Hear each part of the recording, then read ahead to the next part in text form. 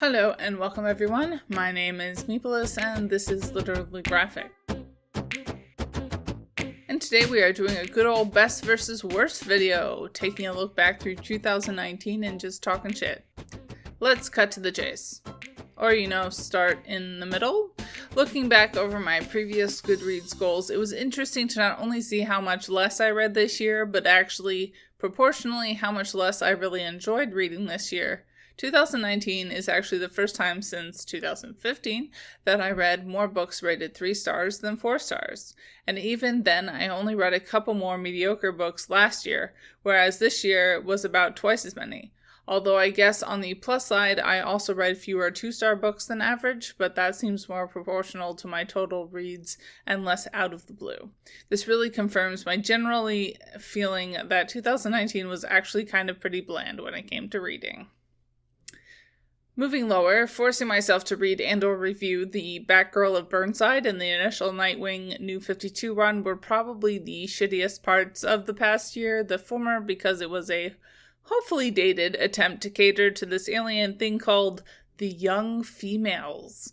Although I guess the YA treatment of Catwoman I also forced myself through this year does not seem to indicate things are becoming more believable, although at least a female-identified person got paid, which I guess is an improvement, ? The latter, aka Nightwing, was an obvious clusterfuck of nonsensical but edgy politics that I was a lot less invested in, but seemed necessary to slog through to set the stage for other potentially interesting Nightwing things. But bouncing back up past the mediocre to at least 4 stars, it was pretty fun to reread Mars Volume 1, even if it's far from problem-free. Nostalgia is a hell of a drug, no? I also really enjoyed Blank Canvas, Strange Fruit Volume 2, some of Gail Simone's Red Sonja, and They Called Us Enemy.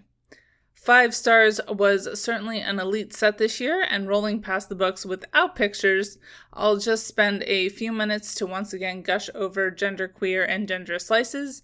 Obviously, the differences between 4 and 5 stars is highly biased, but I would recommend this pair to most people interested in hearing from people outside of the gender binary, and as I mentioned more than once, both these books have helped me take a few more steps forward in my own personal life. The artwork was, unsurprisingly, different across both books, but excellent in their own ways. I also am actually the person who originally added gender slices to Goodreads, which was a first for me. Jay has since ironed out the details, and the book has at least a dozen other responses since, which is cool. Bye y'all, keep reading, and resist white supremacy. And as always, Literally Graphic is recorded on the traditional territory of the Mississaugas of the Credit First Nation and Anishinaabe people, the Haudenosaunee Confederacy, and the Huron-Wendat Nation. I live here because of British colonization, Indigenous genocide, and more geographically specific, Treaty 13, also known as the Toronto Purchase, which was finalized in 1805 between representatives of the Crown and certain Mississauga peoples. This treaty was a lie and has since been broken many times over. Saying so reflects only my own small steps towards knowing the truth and does nothing for reconciliation.